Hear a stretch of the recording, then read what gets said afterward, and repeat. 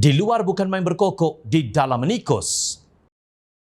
Sebagai sebuah kerajaan yang bertanggungjawab dalam memastikan tadbir urus negara berada pada landasan yang benar, Dewan Rakyat telah melaksanakan sesi soal jawab Perdana Menteri atau lebih dikenali sebagai PMQ pada mesyuarat pertama penggal kedua Parlimen ke-15 yang bermula 13 Februari lalu.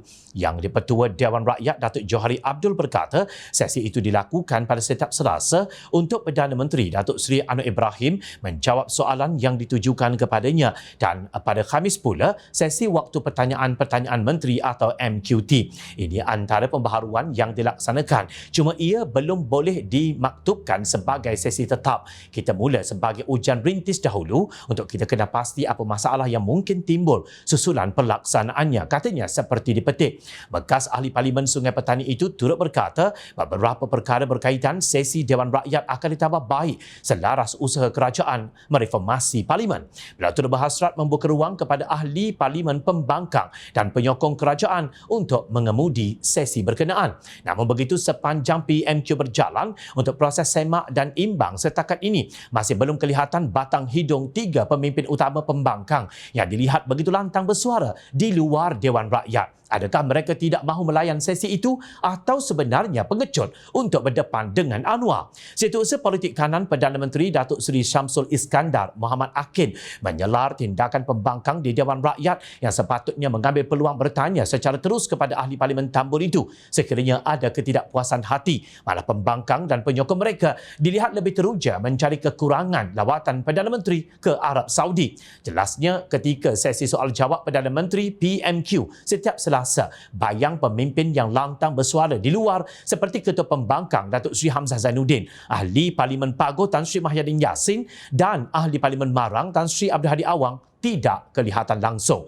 Sebelum ini tidak ada mana-mana Perdana Menteri yang sanggup meluangkan masa selama 30 minit untuk berada di Parlimen menjawab apa jua isu, di mana Ketua Pembangkang Hamzah, Mahyadin dan Abdul Hadi ketika Perdana Menteri menjawab soalan pada hari Selasa. Mana pemimpin yang kononnya lantang di luar menyerang kerajaan perpaduan, tetapi ketika mana Perdana Menteri berada di Dewan Rakyat, mereka tidak ada di barisan hadapan. Jadi pada saya itu adalah kemunafikan pada tahap yang tinggi. Maknanya apabila ada forum tapi tidak manfaat, di luar berkokok tetapi di dalam seperti tikus menikus, katanya menerusi sebuah video yang dimuat naik di Twitter miliknya semalam.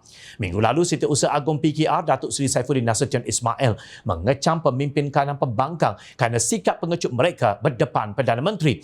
Ini berbeza dengan tindakan mereka ketika di luar Parlimen yang dilihat begitu lantang mengkritik pengerusi Pakatan Harapan PH itu dan kerajaan perpaduan yang diterajuinya.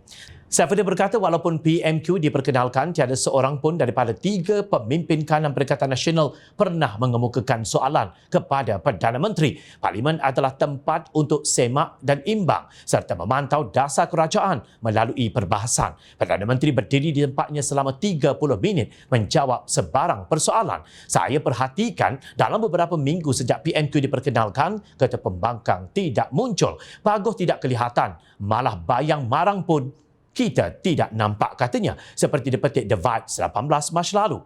Kepada tiga ketul pembangkang yang suka bercakap besar, bergema macam tin kosong ini, usah berlagak seperti pahlawan yang kononnya mempertahankan bangsa dan agama. Kenapa bacul sangat apabila bercakap tentang perbahasan di Parlimen? Di mana tugas anda sebagai pembangkang? Jika hanya sekadar berdendang di luar Parlimen dan di laman sosial, rasanya kita serahkan sahaja tugasan itu kepada pempengaruh media atau selebriti upahan yang dibayar kalian. Anda dipilih rakyat sebagai ahli Parlimen. Jangan hanya tahu ponteng dan kemudian melalak meroyan tak tentu hala, merapu berlandaskan dalil yang ditafsirkan ikut selera anak tekak sendiri. Serkap lebar luka berduri, kura-kura tepi paya, cakap besar berapi-api, rupa-rupanya pengecut belaka. Ingat, rakyat sentiasa memerhati.